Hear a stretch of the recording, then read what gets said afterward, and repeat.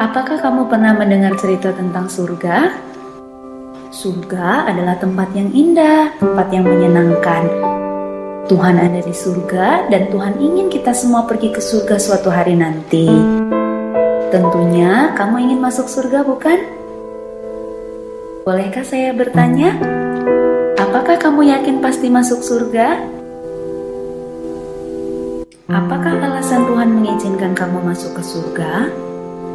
Banyak orang berkata, kita harus taat kepada orang tua, rajin beribadah, rajin berdoa, rajin berbuat baik, dan lain sebagainya. Tapi harus baik apa? Saya punya kabar baik untukmu. Ini kabar baiknya, surga adalah hadiah gratis dari Allah. Namanya hadiah, tentu kita tidak perlu membayar. Surga tidak didapat karena kita berbuat sesuatu, seperti rajin membaca kitab suci, rajin belajar, rajin berdoa, atau rajin melakukan perintah Allah yang lain.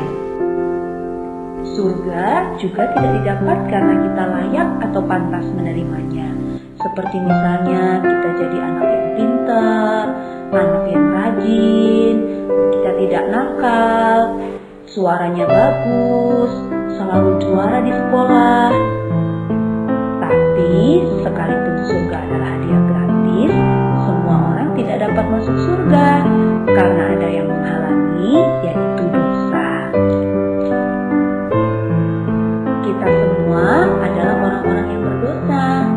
Dosa itu seperti kalau kita tidak taat kepada perintah Tuhan, kita marah-marah, bertengkar, menyontek di sekolah, berbohong, berkata-kata kotor, berpikiran jelek, malas, dan lain sebagainya.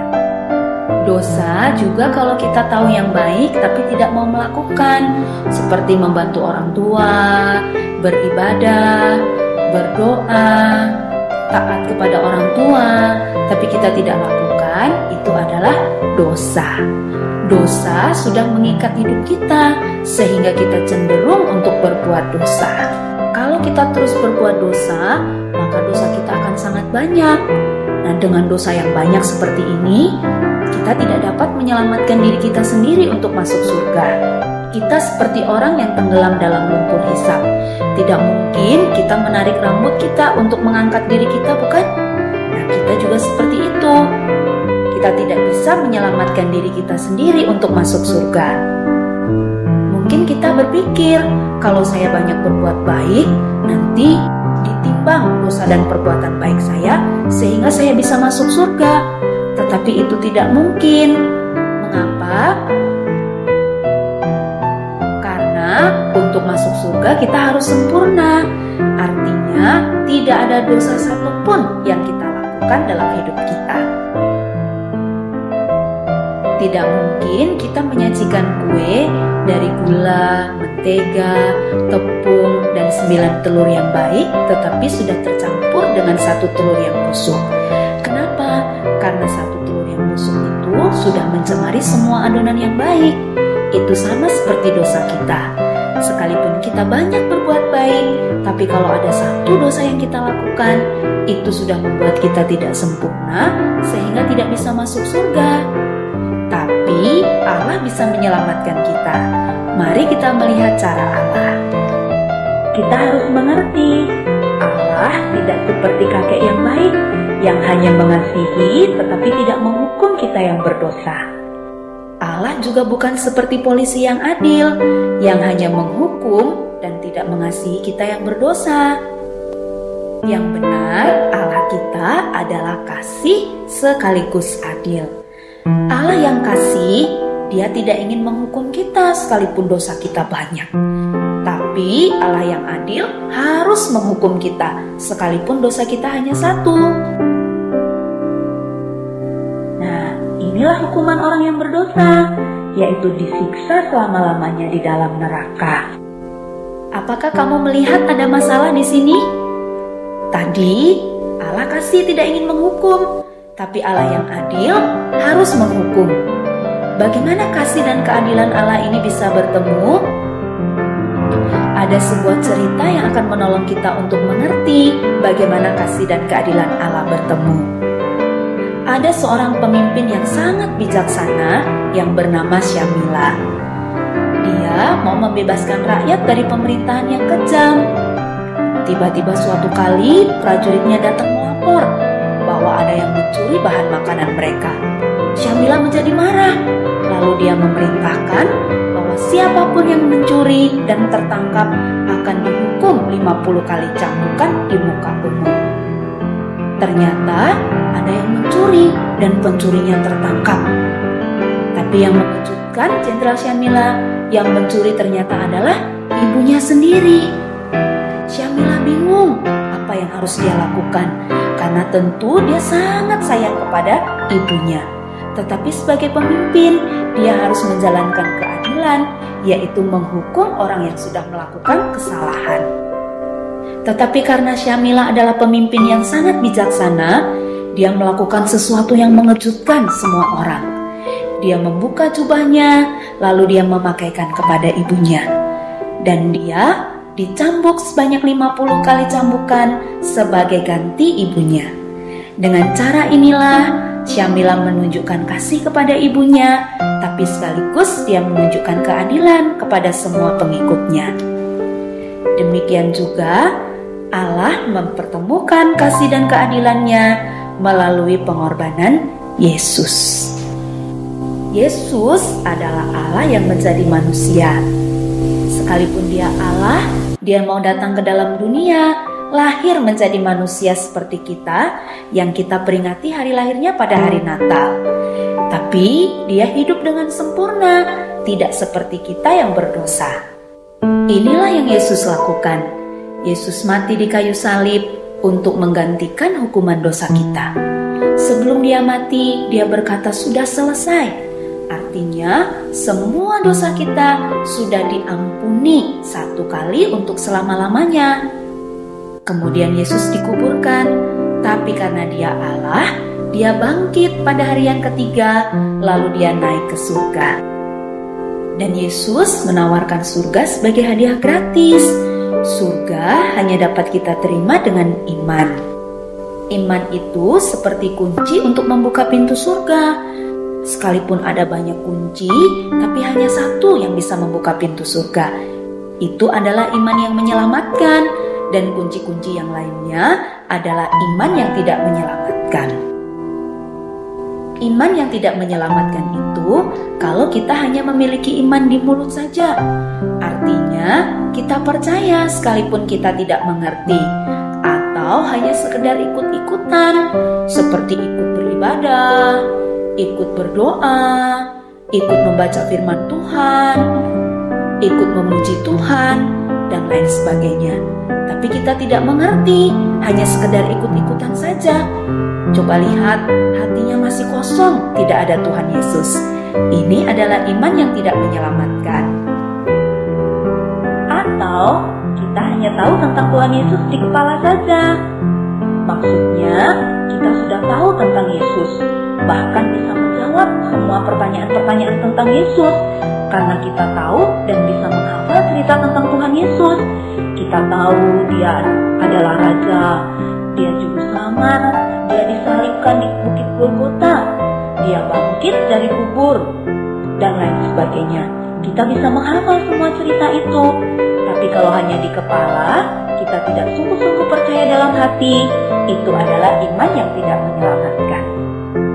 Atau kita hanya mempercayai Tuhan Yesus untuk dapat hal-hal sementara, seperti misalnya untuk mendapatkan mainan, untuk mendapatkan sepatu, untuk mendapatkan makanan yang enak, atau bahkan sering kita berdoa meminta Tuhan Yesus memberikan kita tubuh yang sehat atau kepintaran. Itu semua memang baik, tetapi itu hanya sementara selama kita hidup di dunia ini. Jadi, kalau kita mempercayai Tuhan Yesus hanya untuk dapat hal-hal sementara, itu bukanlah iman yang menyelamatkan. Iman yang menyelamatkan adalah percaya dengan segenap hati kepada Yesus saja sebagai Tuhan dan Juru Selamat yang sudah mengampuni semua dosa kita untuk masuk surga. Jadi, bukan karena kita berbuat baik. Ada ada satu cerita. Ada seorang pemain akrobat yang sangat hebat bernama Blondin. Dia akan berjalan di atas kabel melintasi air terjun Niagara sambil mendorong kereta bermuatan pasir. Ketika Blondin berhasil, semua penonton bersorak-sorai. Tapi kemudian manajernya bertanya kepada penonton, apakah penonton percaya Blondin juga bisa menyeberangkan orang melintasi air terjun? Wah, semua penonton berkata, ya, saya percaya. Tapi manajernya bertanya lagi, siapa yang mau ikut? Wah, semua penonton terdiam, tidak ada yang menjawab. Tiba-tiba ada seorang anak kecil berteriak, saya percaya, saya mau ikut. Lalu anak kecil itu naik di atas kereta dorong dan Blondin membawanya sampai ke seberang dengan selamat. Nah, iman yang menyelamatkan itu seperti anak kecil ini, bukan hanya seperti penonton yang percaya di mulut saja, tapi mau mempercayakan dirinya untuk dibawa menyeberang. Jadi, iman yang menyelamatkan adalah kita mempercayai Tuhan Yesus dengan segenap hati sebagai Tuhan dan Juru Selamat yang sudah mengampuni semua dosa kita dan membawa kita masuk ke surga. Apakah kamu sudah mengerti bagaimana bisa masuk surga? Kalau kamu sudah mengerti, apakah kamu mau menerima hadiah gratis yaitu surga? Ini caranya. Kamu percaya kepada Yesus yang sudah mengampuni semua dosamu dan membawamu masuk ke surga, bukan karena kamu berbuat baik. Dan kamu mau menerima Yesus sebagai Tuhan dan Juru Selamat dalam hati, bukan hanya di mulut atau di kepala saja. Kamu juga harus bertobat, artinya meninggalkan semua dosa dan taat kepada Yesus saja. Kalau ini yang kamu inginkan, kamu bisa berdoa bersama-sama. Mari kita berdoa bersama untuk menerima Yesus. Tuhan Yesus, saya mengaku orang berdosa dan tidak layak masuk surga. Saya percaya Yesus mati di kayu salib untuk menghapus dosa-dosa saya. Ampunilah saya, masuklah dalam hati saya, menjadi Tuhan dan Juru Selamat saya. Amin. Inilah janji Yesus pada kita yang percaya. Yohanes 6 ayat 47 berkata, sesungguhnya barang siapa percaya, ia mempunyai hidup yang kekal. Artinya, Tuhan Yesus berjanji, Dia pasti menepati janjinya. Kita yang sudah percaya kepada Tuhan Yesus pasti masuk surga. Sekarang, karena kita sudah percaya kepada Tuhan Yesus, kita menjadi anak-anak Allah. Dan tangan Tuhan Yesus memegang tangan kita. Kita tidak akan pernah dilepaskannya. Sekalipun ada kalanya kita lemah, ada kalanya kita tidak taat. Tapi Tuhan tetap memegang tangan kita. Itu berarti yang menjamin keselamatan kita, yang menjamin kita pasti masuk surga adalah janji dan kesetiaan Tuhan Yesus, bukan kesetiaan kita sendiri. Itu seperti janji Yesus dalam Yohanes 10 ayat 28. Aku memberikan hidup yang kekal kepada mereka, dan mereka pasti tidak akan binasa sampai selama-lamanya, dan seorang pun tidak akan merebut mereka dari tanganku. Ini janji Tuhan Yesus kepada kita. Tuhan Yesus memberikan hidup yang kekal kepada kita yang percaya, dan kita yang percaya tidak akan binasa sampai selama-lamanya. Dan tidak ada yang bisa merebut kita dari tangan Tuhan. Sekarang kamu sudah mengerti, kapanpun kamu dipanggil Tuhan, pasti masuk surga. Karena kamu sudah percaya kepada Tuhan Yesus dengan segenap hati, bukan karena kamu berbuat baik. Tetapi sebagai orang yang percaya, kita harus berbuat baik. Itu kita lakukan untuk menyenangkan hati Tuhan dan sebagai tanda terima kasih kepadanya, bukan sebagai syarat untuk masuk surga. Sekarang kita sudah jadi anak-anak Allah, dan Allah ingin kita bertumbuh melalui membaca Alkitab, berdoa setiap hari, berbakti atau beribadah di sekolah minggu, bersekutu, dan bersaksi, menceritakan tentang Tuhan Yesus dan keyakinan kita masuk surga kepada orang lain. Jadi, ceritakan kabar baik ini kepada teman-temanmu.